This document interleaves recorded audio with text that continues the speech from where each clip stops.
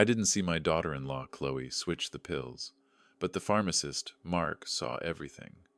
His subtle gesture, a slight shake of the head, was the only warning I got.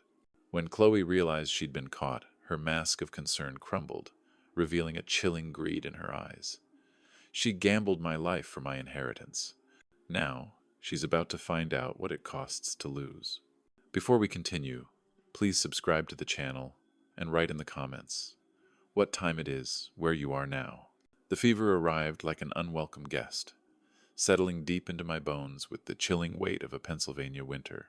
At 68, I was no stranger to aches and pains, the lingering ghosts of 40 years spent shaping wood. But this was different. This was a fire in my blood, turning my own home, the house I'd built with these two hands, into a prison. I managed to pull myself to the front porch for a breath of crisp October air, my knuckles white as I gripped the railing I had carved myself. That's when I saw Eleanor from across the street, her brow furrowed with genuine concern. "Arthur, you don't look so good," she called out, her voice carrying the warmth that had been absent from my house for years. "I was just about to put a pot of soup on. Let me bring some over for you." I appreciated the kindness, I truly did. But a lifetime of self-reliance dies hard. "That's very kind of you, Eleanor, but I'll be all right. Just a little bug," I lied, forcing a smile that felt like cracking old timber. I didn't want to be a burden, not to her, not to anyone. I retreated inside, the warmth of her offer quickly fading as I entered the living room. The television was blaring, filling the space with the sounds of some fantasy drama dragons, swords, and declarations of honor. It was a world away from the quiet battle I was fighting.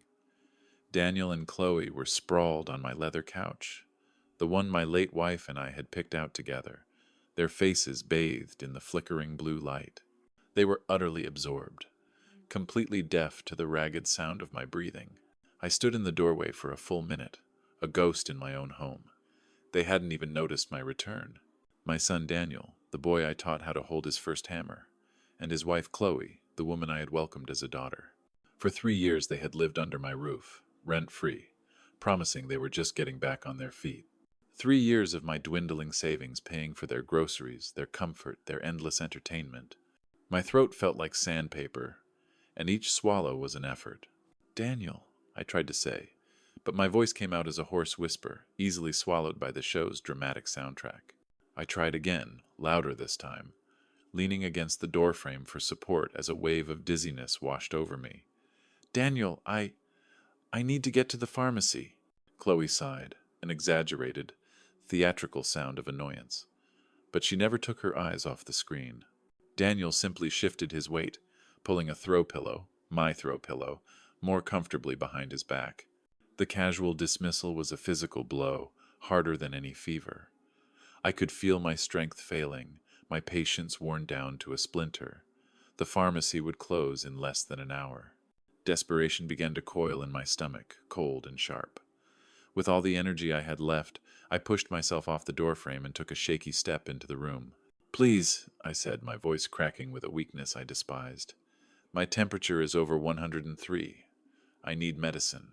Please, son, I need you to take me." My plea hung in the air, thin and fragile against the thunderous score of the television. For a moment there was only silence, the space between my words and their response stretching into an eternity. Daniel didn't even turn his head. He just sighed, a long-suffering sound, and addressed the wall in front of him. "Not now, Dad. We're watching the season finale. It's the best part." The casual cruelty of it stole the breath from my lungs. It wasn't just a refusal. It was a complete invalidation of my suffering. My pain was an inconvenience, an unwelcome interruption to their entertainment. I saw Chloe roll her eyes, a flicker of disdain in the screen's blue light before she turned her attention back to the fictional kingdom on the screen. Something inside me, something I had kept carefully locked away for 3 long years, finally broke. It was the dam of patience, built from a lifetime of sacrifice, and it shattered under the weight of their contempt. The weakness in my legs was replaced by a surge of adrenaline, a fire that burned hotter than any fever. "The guilt trips again," Daniel muttered, finally turning to look at me, his face a mask of irritation. "Guilt trips," the words erupted from my chest, hot and raw. "You've been living in my house, rent-free, for 3 years. 3 years! You haven't paid a dime toward the mortgage, the utilities, or the groceries that fill your stomachs. Your car sits broken in my driveway while you use mine. Your wife hasn't even looked for a job in a year. The job market is tough, Dad. You wouldn't understand. Daniel shot back, his voice defensive. Wouldn't understand? I took another step forward, my voice rising with every word, a testament to 40 years of waking up at 5 in the morning, of hands stained and split from wood and varnish, of a back that still ached from a lifetime of honest labor. I understand the work that paid for your college degree. I understand the work that paid for your wedding when you lost your last job. And I understand the work that pays for this roof over your ungrateful head right now. Oh. They were both staring at me now, stunned into silence by the force of my anger. The dragons and queens on the television were forgotten. This was real. I wasn't just their father anymore. I was the foundation of their comfortable lives, and I was finally showing them the cracks. You sit there, waiting, I continued, my voice trembling with a mix of fury and profound sorrow. Just waiting for me to die so you can have it all. You think you're just waiting for this house? I let out a bitter laugh. This house is worth $450,000. But you seem to have forgotten about the rest. The $200,000 in savings I worked my entire life to build. I let the number hang in the silence, a monumental weight, $650,000. The transformation was immediate and horrifying. Daniel's jaw went slack, his eyes wide with disbelief. But it was Chloe's face that I would never forget. The mask of bored indifference didn't just crack, it disintegrated. In its place was something sharp, cold, and terrifyingly focused. It was the look of a predator that had just spotted its prey. The sound of my own harsh breathing filled the heavy silence. The number I had thrown into the room, $650,000, seemed to suck all the air out with it. Daniel was still gaping, lost and confused, but Chloe was already moving. She rose from the couch with a fluid motion that was almost unnerving. The bored, irritated woman from moments ago had vanished. In her place was someone else entirely. She came toward me, her face a carefully constructed mask of profound concern. "Oh, Arthur," she breathed, her voice dripping with a sweetness that turned my stomach. She gently placed a hand on my arm. Her touch was cold. "Why didn't you say it was this bad? We were so wrapped up in that silly show. Of course I'll take you. We need to go right now." I flinched at her touch, a small, involuntary movement. My fever-addled brain was screaming warnings, red flags waving in the haze of my thoughts. This wasn't concern. It was a strategy. The numbers had been a key, and they had unlocked a room inside of her I never knew existed. But what choice did I have? I was sick, growing weaker by the minute, and the pharmacy was still my only hope for relief. "Daniel, get your father's coat," she commanded, her tone soft but firm, leaving no room for argument. Daniel, still looking bewildered by the sudden shift in dynamics, dumbly complied. He moved like a puppet, whose strings were being pulled by his wife. Chloe's efficiency was chilling. She found my wallet on the mantelpiece, tucked it into my coat pocket, and found my sturdy boots by the door. She did it all with a focused intensity, her movements precise and calculated. This wasn't the clumsy, lazy woman who left dishes in the sink for days. This was someone with a purpose. Her purpose, I was beginning to fear, was now inextricably linked to my mortality. She helped me into my jacket, her hands lingering on my shoulders a moment too long. "We'll get you the best medicine, Arthur. Don't you worry about a thing," she whispered, her voice close to my ear. It was meant to be comforting, but it felt like a threat. I allowed her to guide me out the door, my body too frail to resist. She insisted on driving, taking the keys to my Ford from the hook by the door without asking. As I settled into the passenger seat of my own car, a profound sense of powerlessness washed over me. I was no longer in control of my own home, my own health, or even my own vehicle. She started the engine, and the quiet rumble felt ominous in the dark night. A light rain had begun to fall, smearing the view through the windshield. As she backed out of the driveway, the house lights cast a warm glow, a portrait of a happy home that I now knew was a lie. We pulled onto the street, leaving the warmth and light behind, plunging into a night that felt colder and darker than ever before. The journey had begun, and I had the terrible feeling that I knew exactly where she planned on taking me. The rhythmic sweep of the windshield wipers did little to calm the storm brewing inside the car. Each swish was a tick of a clock counting down to something I couldn't yet name but could feel in my marrow. The rain pattered against the roof, a soft but incessant drumming that mirrored the frantic beating of my own heart. For several blocks, Chloe drove in a tense silence, her hands gripping the steering wheel so tightly her knuckles were white against the dark leather. I watched her profile in the dim glow of the dashboard lights, seeing not a daughter-in-law, but a stranger. Finally, she broke the silence, her voice carefully modulated to sound casual. "You know, Arthur, Daniel and I have been so worried about our future lately. With the economy the way it is, we can't live in your house forever." Oh, the lie was so blatant it was almost insulting. They had shown no inclination of leaving, ever. This sudden concern for their independence was a poorly crafted opening, a clumsy attempt to justify what was coming next. I remained silent, conserving my strength, offering her nothing. Her patience frayed. She sighed, a sound meant to convey weariness, but I heard the sharp edge of frustration beneath it. "I'm just saying it would give us some peace of mind to know that things are settled, you know, for when the time comes." My blood ran cold, a chill that had nothing to do with the fever. "What time is that, Chloe?" I asked, my voice quiet but steady. She glanced at me, a flicker of something predatory in her eyes before she focused back on the road.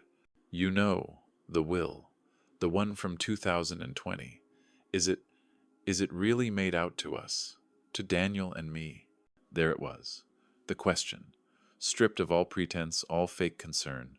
It was the raw, ugly heart of her sudden transformation. It wasn't about my health. It was about my death. It was about securing her inheritance. The fever, the pharmacy, this entire trip, it was all just a stage for this interrogation. I turned my head to look out the passenger window, watching the familiar streets of Maple Creek slide by like scenes from another man's life. The betrayal was a physical thing, a knot of ice in my gut. "Some things are private, Chloe," I said, my voice barely a whisper but carrying the weight of my dawning horror. Her sharp intake of breath told me that was the wrong answer. The car accelerated slightly, a small, aggressive burst of speed that betrayed her frustration. She was losing control of the conversation, and she didn't like it. "We're family, Arthur," she pressed, her voice losing its sweetness and taking on a harder edge. "Shouldn't we be open about these things? We're just trying to plan."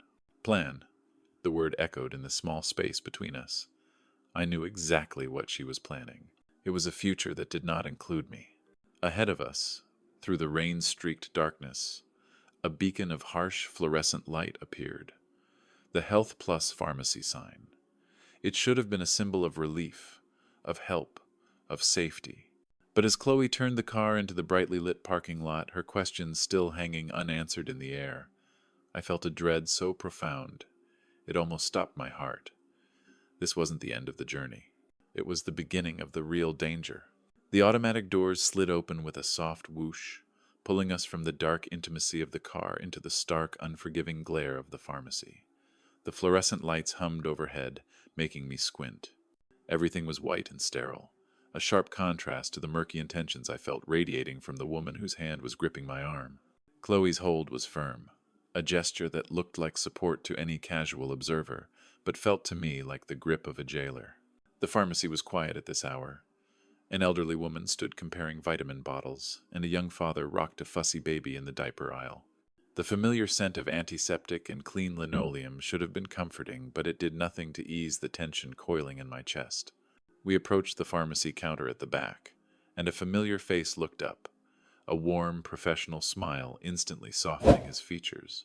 "Arthur, evening," Mark said, his voice calm and steady. "You're looking a bit under the weather." Mark had been my pharmacist for 15 years. He knew about my heart condition, always asked about the rocking chairs I was carving, and had been the one to recommend a good cough syrup for my late wife years ago. He was a good man. Seeing him was the first moment of genuine comfort I'd felt all night. "It's a bad one, Mark," I managed to say, my voice raspy. "Need something stronger than aspirin this time." "Let's see what we can do for you," he said, his eyes kind but clinical as he began asking the standard questions about allergies and current medications. I answered as best I could, my mind feeling sluggish and thick. All the while, Chloe stood beside me, silent and still. I could feel her watching every move Mark made, her eyes fixed on the bottles and boxes he was placing into a white paper bag. "All right," Mark said, tapping a few final notes into his computer. "I'm giving you a strong antibiotic for that chest congestion, a fever reducer, and something to help you sleep through the night. That should knock this thing out in a few days." The total comes to $35.50. $35. Such a small price for what felt like a lifeline. I nodded, grateful, and my hand went automatically to my back pocket for my wallet. It wasn't there. A jolt of cold panic, separate from the fever, shot through me.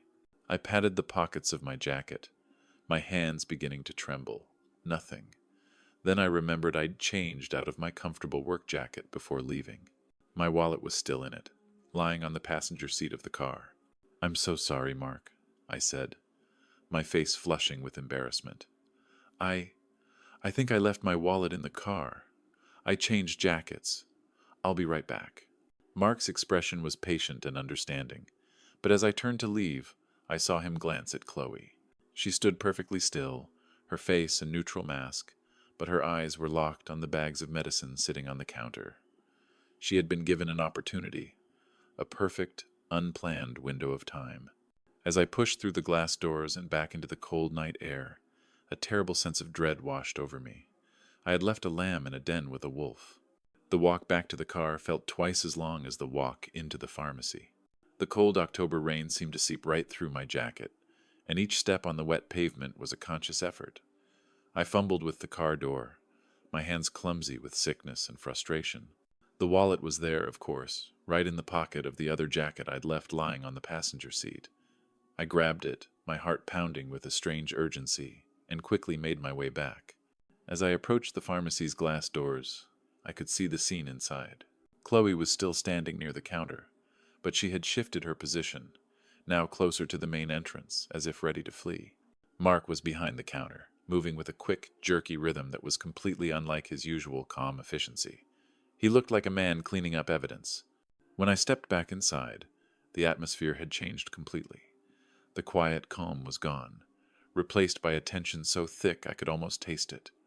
Chloe's smile was too bright, too brittle. "Find it okay?" she asked, her voice a little too high, her eyes not quite meeting mine. "Right where I left it," I said, moving past her to the counter. Mark wouldn't look at me. He kept his eyes down, focused on the credit card machine as I slid my card through. The easy professionalism he'd shown earlier had vanished, replaced by an almost painful awkwardness. The beeping of the machine and the clicking of the receipt printer sounded like gunshots in the silent room. He passed me the receipt, his hand trembling slightly. "Here are your medications," he said, his voice flat and stripped of all warmth. He pushed the white paper bags across the counter. "Take the antibiotics with food, the fever reducers every 6 hours. Standard instructions, but they sounded like a warning." Our eyes met for a fraction of a second, and what I saw there made my stomach clench. It was fear and guilt and a desperate protective concern that made no sense. "We should get going, Arthur," Chloe said, already moving toward the door, her hand subtly guiding my elbow. "You need to get home and rest." She was practically rushing me out of the store. I was too sick and disoriented to protest, but every instinct in my body was screaming that something was terribly wrong. I took the bags, which felt oddly heavy in my hands, and let Chloe hurry me toward the exit. The automatic doors whooshed open, and the cold night air hit my face. We were just a few steps from the car, the promise of a warm bed and some relief from this nightmare finally within reach. "Arthur, wait!" The voice cut through the night like a blade. I stopped, turning my head with enormous effort. My fevered brain struggled to process the scene. Mark, the calm professional pharmacist, was running across the wet parking lot toward us, his face a mask of panic and resolve, his professional composure completely abandoned. He wasn't just calling out, he was chasing us. Mark reached us, breathing hard, his chest heaving under his white pharmacist's coat. Rain slicked his hair to his forehead. He ignored Chloe completely, his eyes locked on me with an intensity that cut straight through the fog of my fever. "Don't take those pills, Arthur," he said, his voice sharp with urgency. He pointed a trembling finger at the bags in my hand. "She switched them. I saw it. I saw everything on the security camera." The words hit me not as sounds, but as physical blows. The wet pavement seemed to tilt beneath my feet, and I staggered back against the cold metal of the Ford, my weak legs threatening to give out. "Switch them." The phrase echoed in my skull, nonsensical and horrifying. Beside me, Chloe had gone rigid, her hand frozen on the car door handle, her face a pale mask in the harsh yellow light of the parking lot. That's impossible," she stammered, but her voice lacked all conviction. It was the weak protest of someone already caught. Mark paid her no mind. He held out another white paper bag, identical to the ones I was clutching. "When you went to get your wallet, she opened your bags and swapped the antibiotics for something else. I don't know what she put in there, Arthur, but I prepared your real prescription again right after she did it. Take these. These are the ones I filled for you." I looked down at the bags in my hands. They suddenly felt radioactive, vessels of poison masquerading as relief. The woman I had welcomed into my home, the woman I had supported for 3 years, the woman who was a part of my family, had tried to kill me. All the pieces clicked into place with sickening clarity: her sudden concern, the probing questions in the car, her frantic hurry to leave the pharmacy. It was all a lie, a carefully constructed stage for murder. Why? The question tore from my throat, a raw, broken sound. Chloe stared at me, her eyes wide with a trapped animal's panic. She opened her mouth, but no sound came out. She had no answer. Her motive was written all over her face. $650,000. Mark stepped closer. "Arthur, I have the footage saved. I have the pills she discarded. I have to ask, do you want me to call the police?" The police. The word was a siren in the quiet night. It meant investigations, arrests. It meant Daniel finding out his wife had tried to murder his father for money. My mind, already reeling from the betrayal, couldn't process it. I was too sick, too shocked. I need to think," I said, my voice shaking. I looked at Mark, this man who had known me for years only as a customer, this near stranger who had just saved my life. "Thank you, Mark. Thank you." He nodded, understanding. "I'll keep the evidence safe, the footage, the pills. Whatever you decide, I'll support you." "Oh." He placed the bag of real medicine into my trembling hands. I let the poisoned bags fall from my other hand, and they landed on the wet asphalt with a soft, final thud. Chloe flinched as if she'd been struck. The confrontation was over. There was nothing left to say. We still had to go home, together. I opened the passenger door and slid into the seat, my body moving on autopilot. Chloe, after a long, frozen moment, slowly walked around and got into the driver's seat. The silence that filled the car was no longer just tense. It was the silence of a tomb. The car door clicked shut, sealing us inside. The silence that followed was absolute, a physical presence that pressed in on me from all sides. It was heavier than grief, colder than the October night. I sat clutching the white paper bag of real medicine to my chest, as if it were a shield. It was the only thing in this small, suffocating space that I could trust. I risked a glance at the woman in the driver's seat. It wasn't Chloe.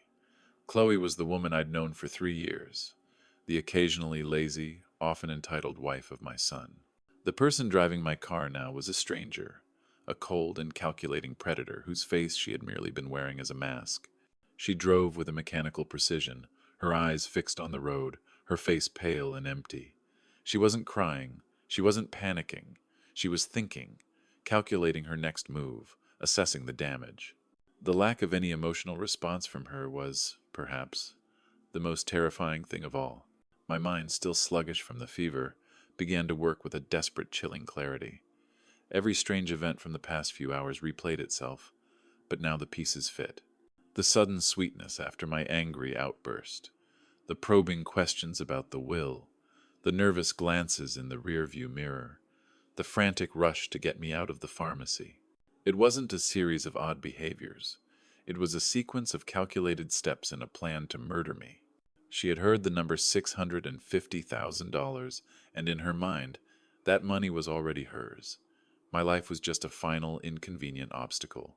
She hadn't tried to kill a person. She had tried to liquidate an asset. The rain streaked down the windshield, the wipers sweeping back and forth like a metronome, counting down the moments of a life I had almost lost.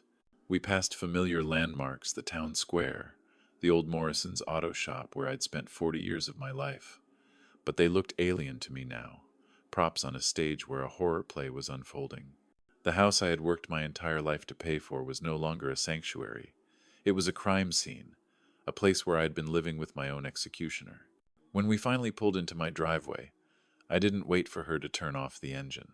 The moment the car stopped, I fumbled with the door handle and practically fell out onto the pavement.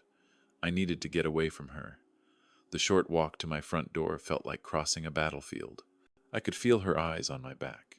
I stepped inside, into the home that now felt tainted and unsafe. She followed a few paces behind me, closing the door with a soft click. I didn't look at her. I couldn't, without a word. I walked past her, heading straight for the staircase. Each step was an ascent from the hell of the last few hours. I reached my bedroom, stepped inside, and closed the solid oak door behind me. And then I did something I hadn't done in 30 years. I turned the lock. The sharp, metallic click echoed in the silent house, a sound of finality. It was a declaration. I was no longer a patient father. I was a survivor, and I was now locked safely away from the monster I had let into my home. For the next 3 days, my bedroom was my entire world. The first 24 hours were a blur of fever dreams and waking nightmares. I took the antibiotics Mark had given me, the real ones, and drank the water I had on my nightstand. Through the solid oak door, I could hear the muffled sounds of the house, the low murmur of the television, the creak of floorboards, the hushed, urgent whispers between Daniel and Chloe. They made no attempt to knock, to ask if I was okay. To them, I was a problem that had become complicated, a ghost they were waiting to fade away. On the second day, the fever finally broke. I woke in the pre-dawn quiet, my sheets soaked with sweat, but my mind was, for the first time in days, startlingly clear. The thick fog of illness had lifted, and with it the paralyzing shock. The horror of what Chloe had tried to do remained, a cold, hard stone in my chest, but it was no longer just a source of pain. It was becoming a source of fuel. The fear was still there, a low hum beneath the surface, but it was being rapidly replaced by something else, something I hadn't felt in a very long time. A cold, righteous anger. I was not going to be a victim in my own story. I was not going to die conveniently so they could cash in my life's work. I had spent 40 years building something of value. Now, I would spend the next few days ensuring it went to someone who deserved it. I pushed myself out of bed, my legs still shaky but my purpose solid. I sat at the small wooden desk I'd built years ago and opened my laptop. Revenge, I realized, didn't have to be loud or violent. The most powerful justice was often quiet and strategic. They had tried to kill me for my money. The answer then was simple. I would take the money off the table. My fingers, still stiff and clumsy, began to type. I didn't search for ways to punish them. I searched for ways to honor the values they had spat on: hard work, sacrifice, and service to others. My own father had fought in Korea, and I'd always held a quiet respect for those who had served. My search led me to veterans' charities. For hours, I read about organizations that helped soldiers transition back to civilian life, that provided job training and mental health support, that built homes for wounded warriors. These were men and women who understood sacrifice. They had risked everything for something larger than themselves. They were the polar opposite of my son and his wife. I found one organization in particular whose mission resonated deep within me. They didn't just give handouts, they gave a hand up, empowering veterans to rebuild their lives with dignity. I read their stories, saw the faces of the people they had helped. A plan, clear and powerful, crystallized in my mind.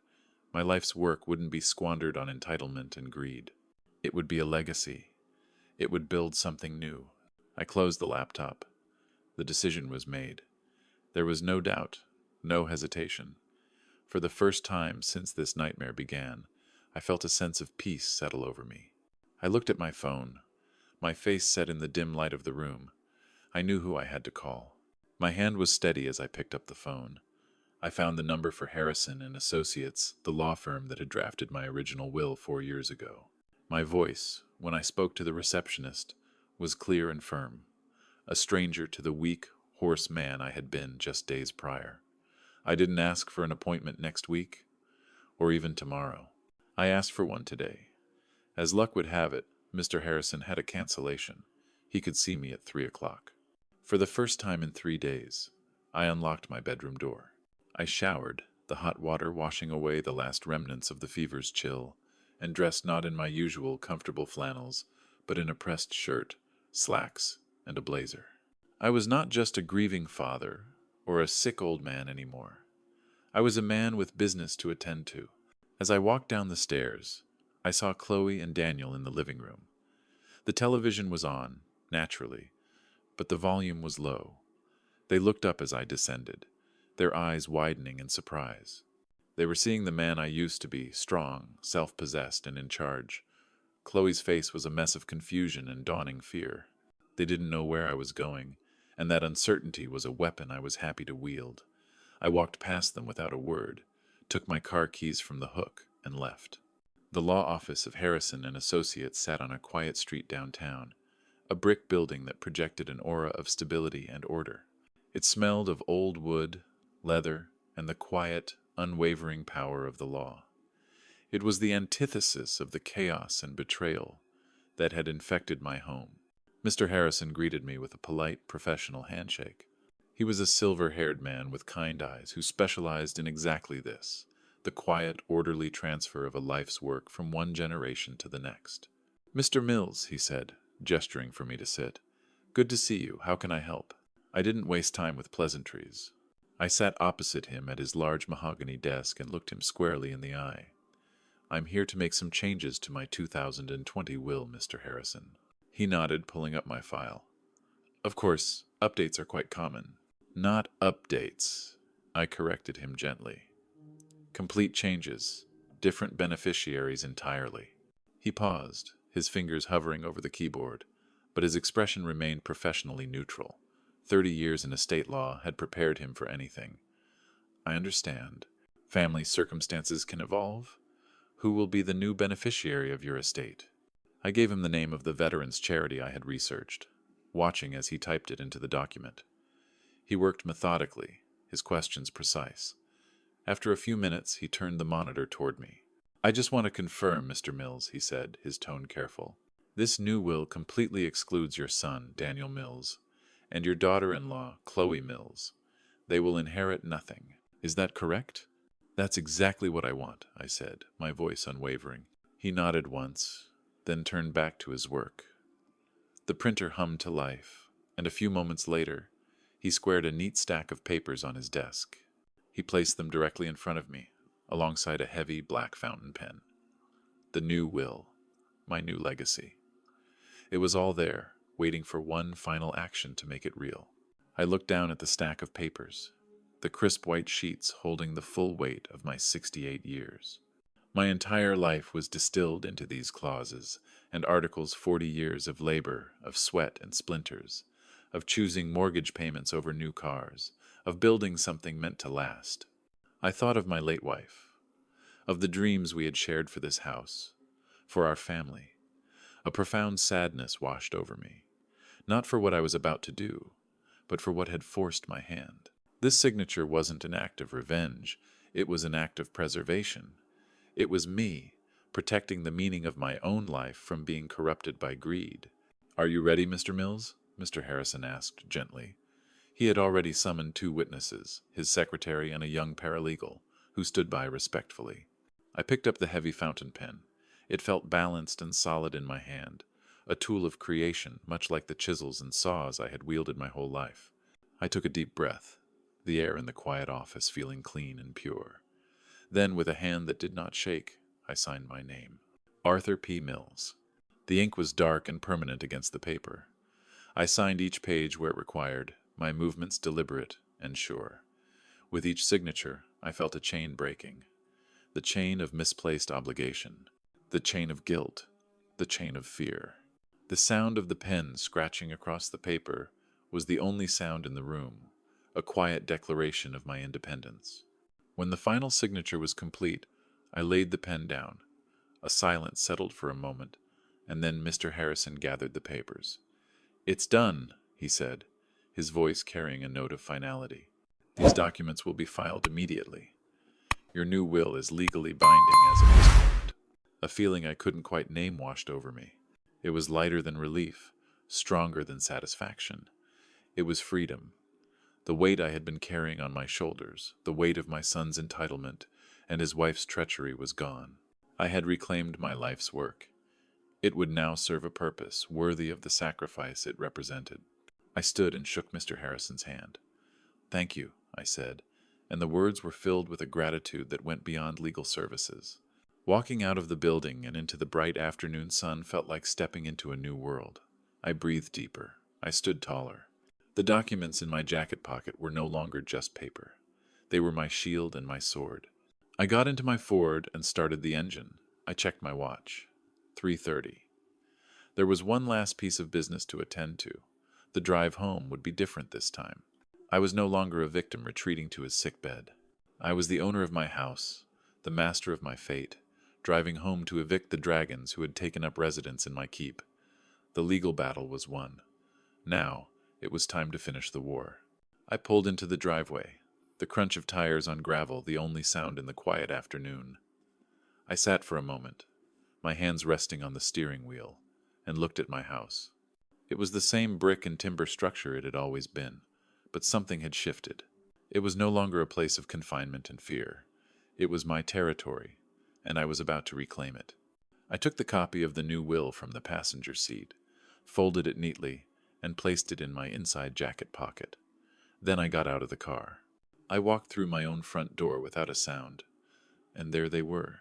It was an almost perfect echo of that terrible night, Daniel and Chloe, occupying my couch, their attention captured by the flickering nonsense on the television screen.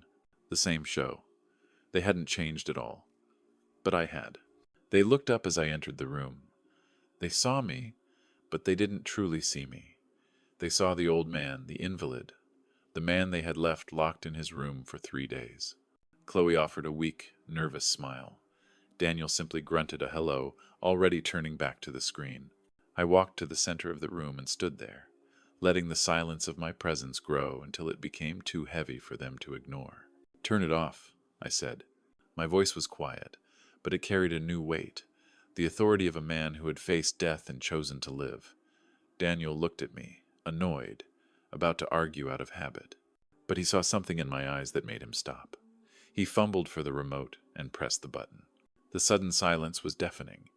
The only sound was the ticking of the grandfather clock in the hall, a sound I had built with my own hands. I remained standing, looking down at them. The power dynamic had been permanently altered. I let my gaze settle on Chloe. Her nervous smile had faded, replaced by a wary tension. She was trying to read me, to figure out what had changed.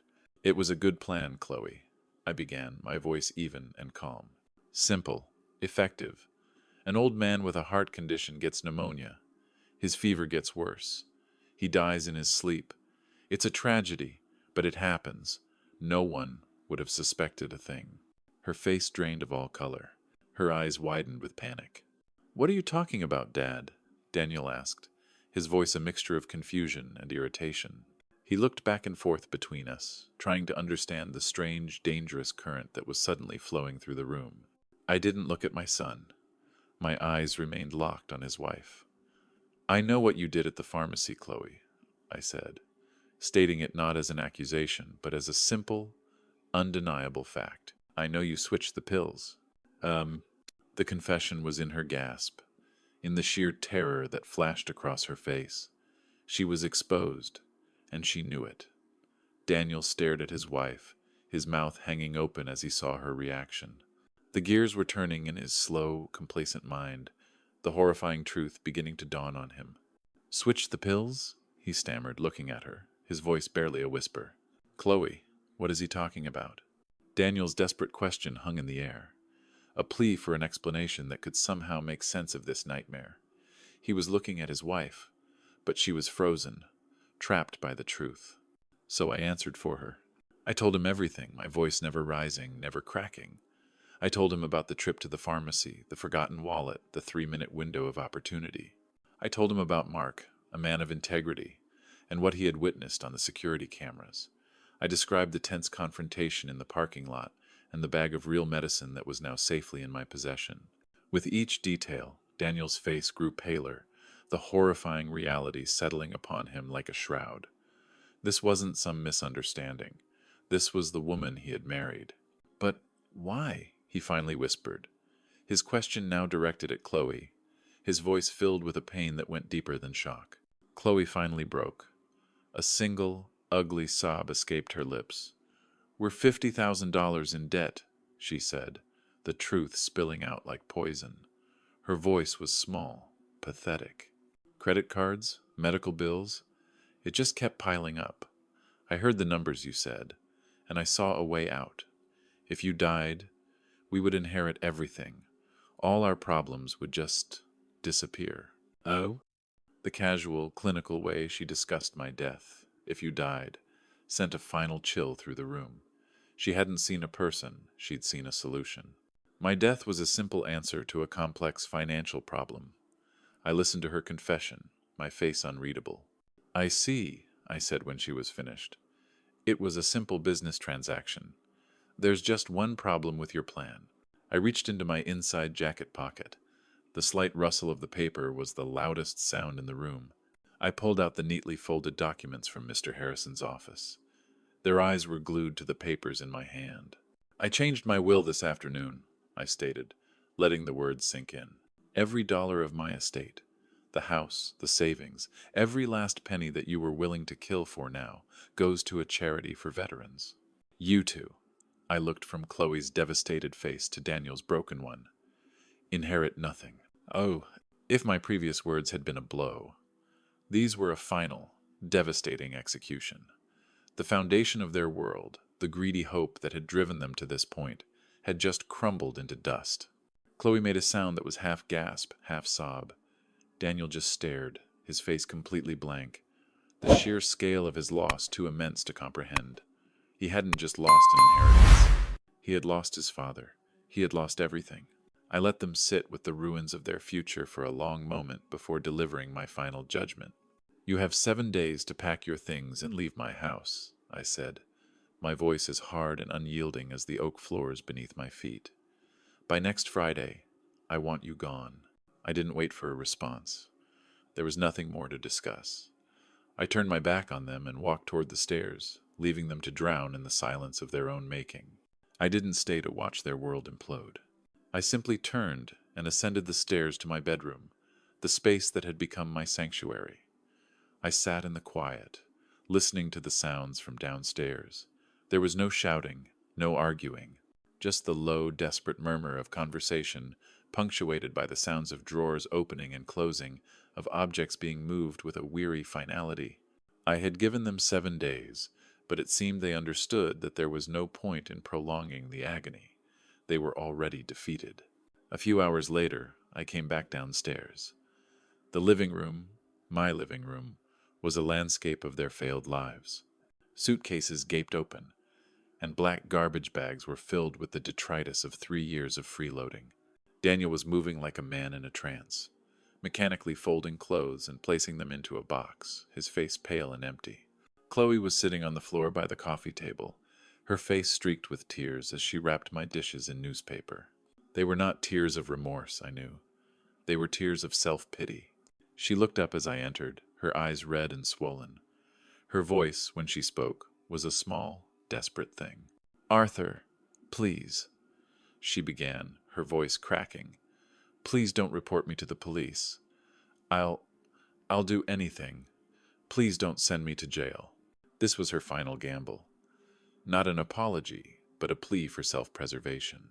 I looked at this woman who had so casually planned my death, who had been willing to trade my life for $50,000. I thought of the evidence Mark was holding, the legal case that would be airtight. I could destroy her, and part of me, the angry, wounded part, wanted to, but I thought of the trials, the headlines, the endless dredging up of this private horror. I had already won. I had taken back my life, my home, my legacy. The rest would only be noise.